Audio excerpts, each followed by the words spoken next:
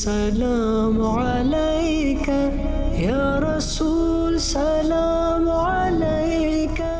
প্রিয় নবী সাল্লাল্লাহু আলাইহি ওয়াসাল্লামের পবিত্র জন্মস্থান ও জন্মস্থানের পরিচয়, জন্মস্থানের ঐতিহাসিক গুরুত্ব, প্রিয় নবী সাল্লাল্লাহু আলাইহি ওয়াসাল্লামের জন্মস্থানের মহত্বপূর্ণ সম্পৃক্ততা, প্রিয় নবী সাল্লাল্লাহু আলাইহি ওয়াসাল্লামের জন্মস্থানের বরকত এবং বুজুর্গানি দিনের উপস্থিতি, প্রিয় নবী সাল্লাল্লাহু আলাইহি ওয়াসাল্লামের জন্মস্থান ও আমাদের জন্য শিক্ষা। আলহামদুলিল্লাহি রব্বিল আলামিন ওয়াসসালাতু ওয়াসসালামু আলা খাতামিন নবিয়্যিন আম্মা বা'দু ফাআউযু বিল্লাহি মিনাশ শাইতানির রাজীম বিসমিল্লাহির রহমানির রহিম। আসসালাতু ওয়াসসালামু আলাইকা ইয়া রাসূলুল্লাহ ওয়া আলা আলিকা ওয়া আসহাবিকা ইয়া হাবিবাল্লাহ। আসসালাতু ওয়াসসালামু আলাইকা ইয়া নবিয়্যাল্লাহ ওয়া আলা আলিকা ওয়া আসহাবিকা ইয়া নূরাল্লাহ। দুরূদে পাকের অগণিত ফজিলত এবং বারাকাত রয়েছে। নবী রহমত শফি উম্মত সাল্লাল্লাহু তাআলা আলাইহি ওয়া আলিহি ওয়াসাল্লাম ইরশাদ করেন, যে ব্যক্তি জুমাতুল মুবারাকার দিন আমার প্রতি 200 বার দুরূদ শরীফ পাঠ করবে তার 200 বছরের গুনাহ ক্ষমা হয়ে যাবে। সাল্লু আলাল হাবিব সাল্লাল্লাহু তাআলা আলা মুহাম্মদ সাল্লাল্লাহু তাআলা আলাইহি ওয়া আলিহি ওয়াসাল্লাম।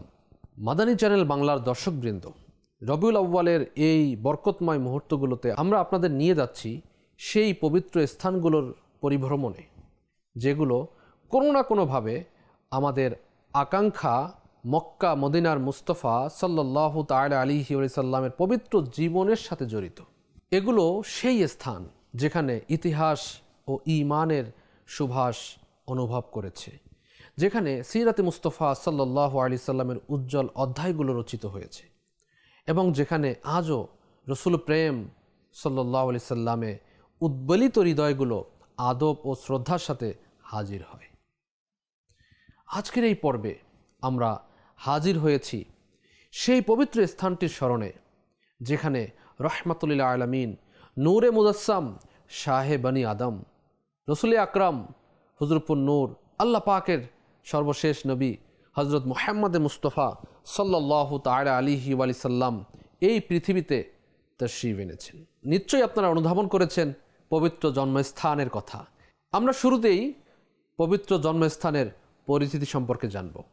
এটি সেই মুবারক স্থান যেখানে আল্লাহ পাকের শেষ নবী মুহাম্মদে আরবি সাল্লাল্লাহু আলাইহি ওয়াসাল্লামের বিলাদাত বা সাআদাত হয়েছিল।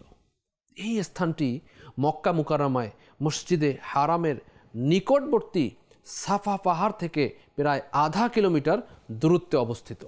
প্রাচীনকালে এই এলাকাটি শিয়াবে বনি হাসিম নামে পরিচিত ছিল, কারণ বনি হাসিম গোত্র বাইতুল্লাহ শরীফের নিকটস্থ থাকার কারণে এখানে বসতি স্থাপন করেছিল। এটি সেই মুবারক গৃহ যা হজরত আবদুল্লাহ ইবনে আব্দুল মুত্তালিব রাদিয়াল্লাহু তাআলা আনহুর মালিকাধীন ছিল এবং এই গৃহেই হজরত আমিনা রাদিয়াল্লাহু তাআলা আনহা এমন এক সত্তাকে জন্ম দিয়েছিলেন যাকে আল্লাহ তাআলা সমস্ত জাহানের জন্য রহমত হিসাবে প্রেরণ করেছেন। শত শত বছর ধরে এই স্থানটি আশিকে রসুল সাল্লাল্লাহু আলাইহি সাল্লামের জন্য পরিচিত জিয়ারতগাহ ছিল। সাল্লু আলাল হাবিব সাল্লাল্লাহু তাআলা আলা মুহাম্মদ সাল্লাল্লাহু তাআলা আলাইহি ওয়া আলিহি ওয়াসাল্লাম। যদিও ইমারতের রূপ বদলে গেছে, তবুও এই স্থানের নিসবত ও মহিমা আজও ইমানদারদের হৃদয়ে জীবিত রয়েছে। মাদানী চ্যানেল বাংলার দর্শক শ্রোতা, আসুন এই স্থানের ঐতিহাসিক গুরুত্ব কি রয়েছে আমরা শ্রবণ করি। এই পবিত্র গৃহটি শুরুতে হজরত আব্দুল মুত্তালিব রাদিয়াল্লাহু তাআলা আনহু এর মালিকাধীন ছিল। পরবর্তীতে তিনি যখন তার সম্পত্তি সন্তানদের মধ্যে বন্টন করে দেন, তখন এই অংশটি হজরত আবদুল্লাহ রাদিয়াল্লাহু তাআলা আনহু এর ভাগে আসে। আর এরপর এই গৃহটি হুজুর আকরাম সাল্লাল্লাহু আলাইহি ওয়াসাল্লাম এর মালিকানায় চলে আসে। মদিনায় হিজরতের পর হজরত আকিল ইবনে আবু তালিব রাদিয়াল্লাহু তাআলা আনহু এই গৃহটিকে নিজের নিয়ন্ত্রণে নিয়ে নেন। পরবর্তী যুগে এটি বিভিন্ন ব্যক্তির কাছে হস্তান্তরিত হতে থাকে, এমনকি আব্বাসীয় যুগের খলিফা হারুনুর রশিদের মাতা হজরত খাইজুরান রহমতুল্লাহ আলাইহা এই স্থানটি ক্রয় করে এখানে একটি মসজিদ নির্মাণ করান।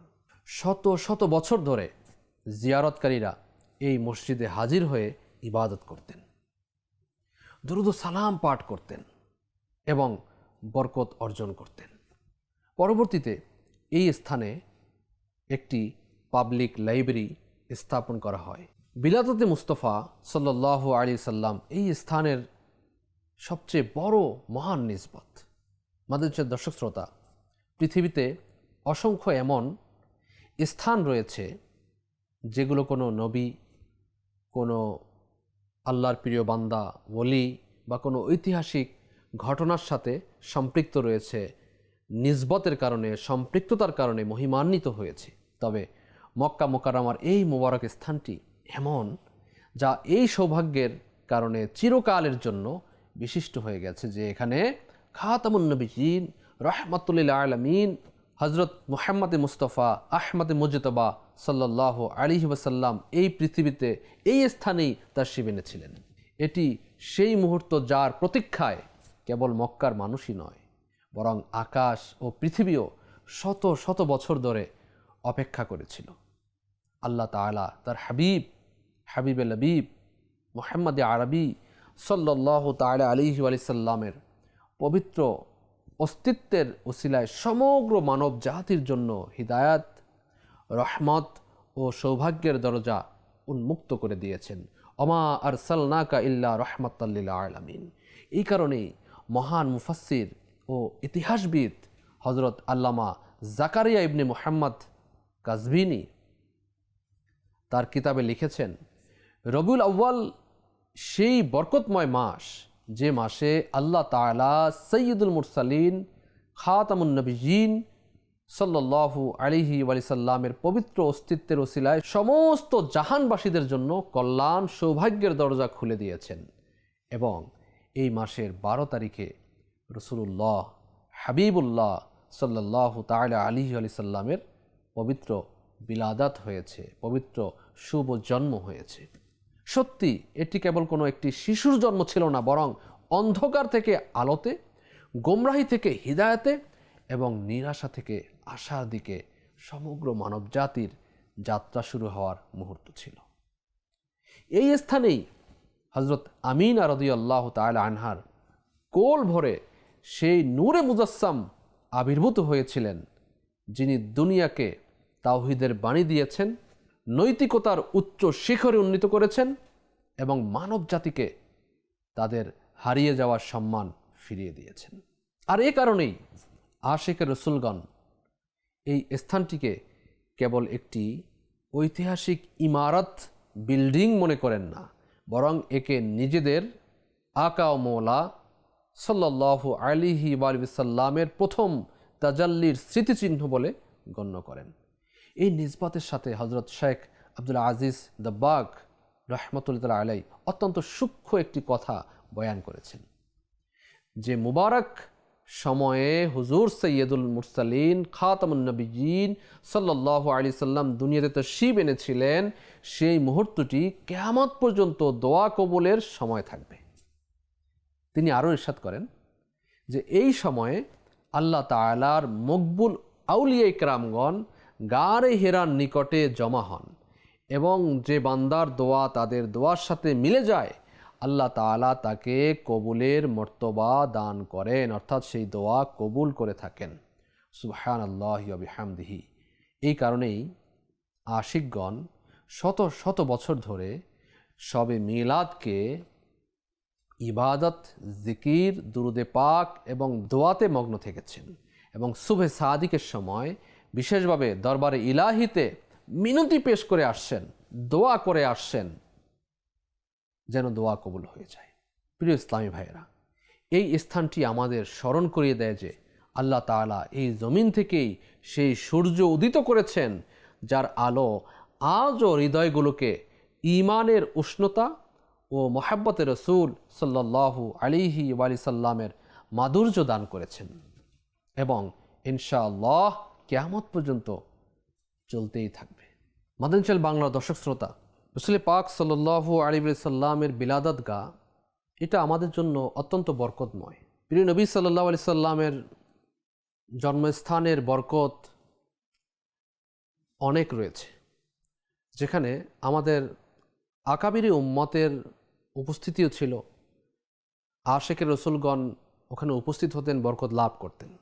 আল্লাহ তাআলা যখন কোনো স্থানকে তার বিশেষ অনুগ্রহে ধন্য করেন, তখন সেই স্থানটি কেবল একটি ভৌগোলিক জায়গা থাকে না, বরং তা ঈমানদারদের জন্য প্রেম, ভক্তি ও বরকতের কেন্দ্রে পরিণত হয়।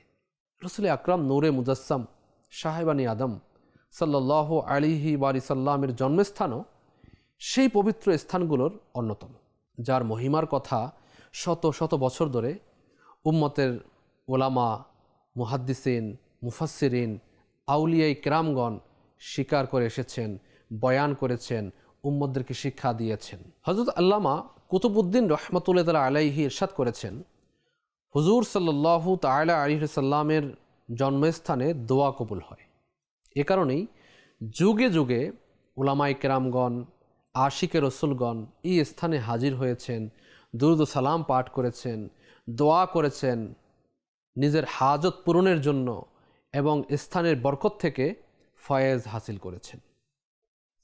600 বছর আগের বিখ্যাত পর্যটক ও ইতিহাসবিদ হজরত ইবনে জুবাইর রহমতুল্লাহ আলাইহি যখন এই পবিত্র স্থানে হাজির হয়েছিলেন, তখন তিনি নিজের অনুভূতি এই ভাষায় ব্যক্ত করেছিলেন যে, আমরা এই পবিত্র জায়গাটিতে আমাদের মুখমণ্ডল স্পর্শ করেছি, যা পৃথিবীর বুকে আগমনকারী সর্বশ্রেষ্ঠ সত্তার জন্মস্থান, এবং আমরা এই স্থান থেকে বরকত অর্জন করেছি।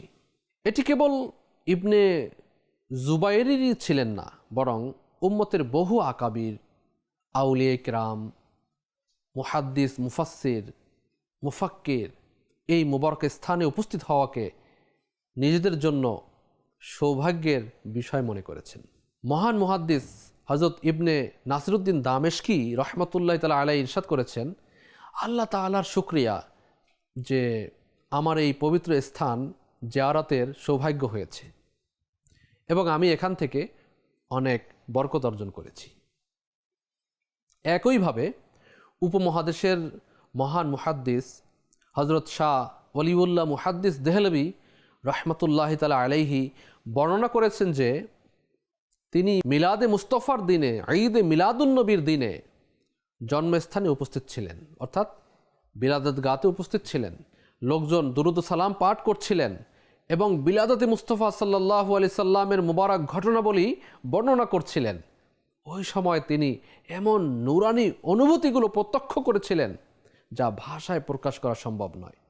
তিনি ইরশাদ করেন যে, আমার মনে হয়েছে এই বরকতময় মাহফিলে ফিরিশতারা হাজির রয়েছেন এবং তাদের নূরগুলো আল্লাহ তাআলার রহমতের নূরের সাথে মিশে যাচ্ছে। সুবহানাল্লাহি বিহামদিহি, সুবহানাল্লাহিল আযীম, আল্লাহু আকবার কবীরা।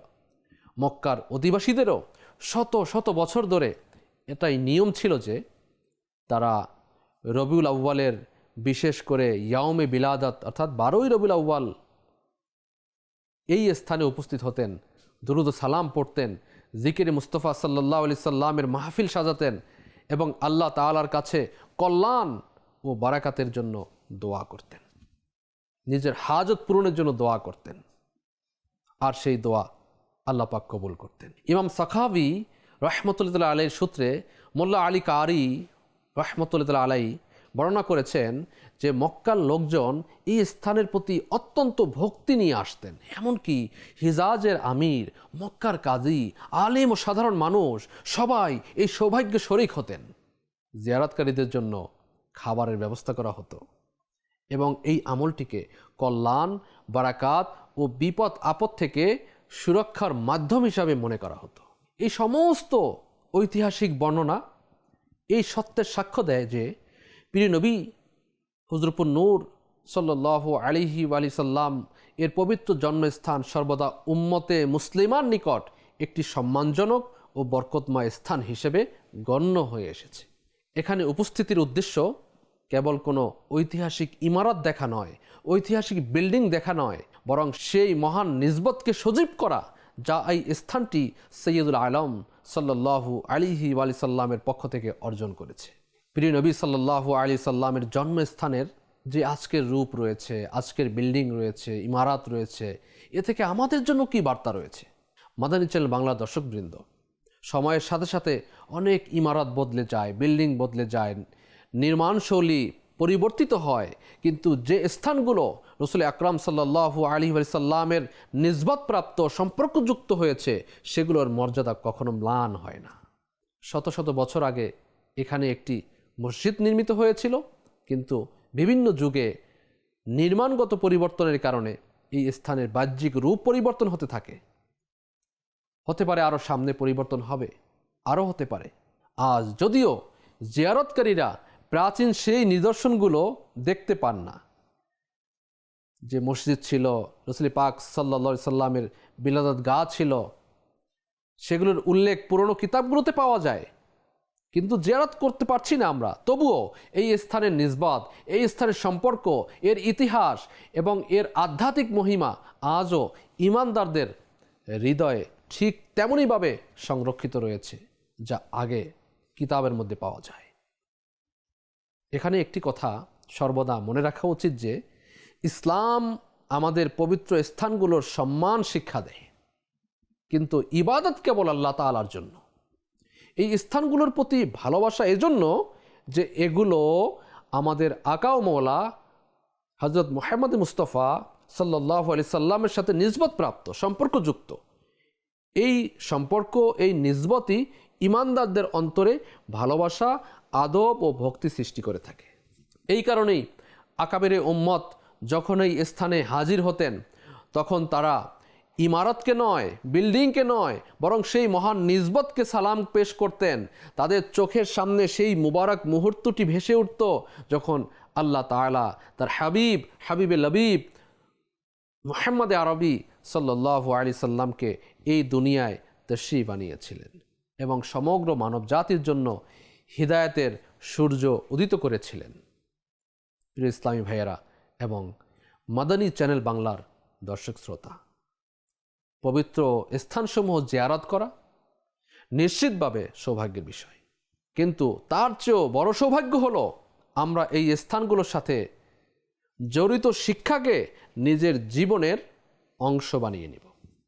আমরা যদি সত্যি প্রিয় নবী সাল্লাল্লাহু আলাইহি সাল্লামের পবিত্র জন্মস্থানকে ভালোবেসে থাকি, তবে আমাদের উচিত আমাদের হৃদয়গুলোকে মুহাব্বতে রাসূল সাল্লাল্লাহু আলাইহি সাল্লামের দ্বারা আবাদ করা, আমাদের জবানকে দুরূদ ও সালামে সিক্ত রাখা, আমাদের ঘরগুলোকে সিরাতে তাইয়্যিবার শিক্ষা দিয়ে আলোকিত করা, আমাদের জীবনকে সুন্নতে নববীর আলোকে গড়ে তোলার চেষ্টা করা, সুন্নতের রঙে রঙিন করা। কারণ আশিকে রসুলের পরিচয় কেবল এটাই নয় যে সে পবিত্র স্থানসমূহ জিয়ারত করবে, বরং এটাও যে সে রসুল করিম সাল্লাল্লাহু আলাইহি সাল্লাম এর শিক্ষাসমূহ নিজের জীবনে বাস্তবায়ন করবে। সুবহানাল্লাহ বিহামদি, আল্লাহু আকবার, আল্লাহু আকবার। আল্লাহ তাআলা আমাদের তার হাবিব সাল্লাল্লাহু আলাইহি সাল্লামের প্রকৃত ভালোবাসা, আদব, সম্মান এবং তার সুন্নতের উপর ইস্তেকামত দান করুন, আমল করার তৌফিক দান করুন, বারবার হারামে পাকে মক্কায় মুকাররমায় আসার তৌফিক দান করুন। প্রিয় ইসলামী ভাইয়েরা, আশিক রসুলের পরিচয় কেবল এটাই নয় যে সে পবিত্র স্থানসমূহের জিয়ারত করবে, বরং এটাও যে সে রসুল করিম সাল্লাল্লাহু আলাইহি সাল্লামের শিক্ষাসমূহ নিজের জীবনে বাস্তবায়ন করবে, তার সুন্নতের আমল করবে। আল্লাহ তাআলা আমাদের তার প্রিয় হাবিব সাল্লাল্লাহু আলাইহি সাল্লামের প্রকৃত ভালোবাসা, আদব, সম্মান এবং তার সুন্নতের উপর ইস্তেকামাত এবং বারবার হারামে মক্কা এই পবিত্র স্থানসমূহের আদবের সাথে জিয়ারত করার সৌভাগ্য নসিব করুন। আল্লাহ তাআলা আমাদের ঈমান ও আফিয়াত নসিব করুন, মিঠা মদিনা বারবার জিয়ারত নসিব করুন, আমাদের ইবাদত, আমাদের রিয়াজতগুলো কবুল করুন, আমাদেরকে মুহলিকাত থেকে বাঁচান, আমাদের শারীরিক, আত্মিক, মানসিক রোগ ব্যাধি থেকে কামিল শিফা নসিব করুন। আমিন বিজাহি খাতামিন নবীন সাল্লাল্লাহু তাআলা আলাইহি ওয়া আলিহি ওয়াসাল্লাম। সাল্লু আলাল হাবিব সাল্লাল্লাহু তাআলা আলা মুহাম্মদ সাল্লাল্লাহু তাআলা আলাইহি ওয়া আলিহি ওয়াসাল্লাম। পরবর্তী পর্বের অংশ বিশেষ। বিভিন্ন ঐতিহাসিক স্থানগুলোর জিয়ারত করব, এর বারাকাত, এর ফজিলাত, এর ঐতিহাসিক দিকগুলো আমরা। মাদানী চ্যানেল দর্শক শ্রোতা, আপনারা জেনে থাকবেন জাবালে নূর গারে হেরা প্রায় 2100 ফুট উঁচু, 2 গজ চওড়া, 4 গজ লম্বা। এর মুখ বা প্রবেশ পথ কিবলার দিকে এবং এটি একটি অনন্য বৈশিষ্ট্য হলো এখান থেকে বায়তুল্লাহ শরীফের দিক দৃষ্টিগোচর হয়। এই স্থান আল্লাহ ওয়ালাদের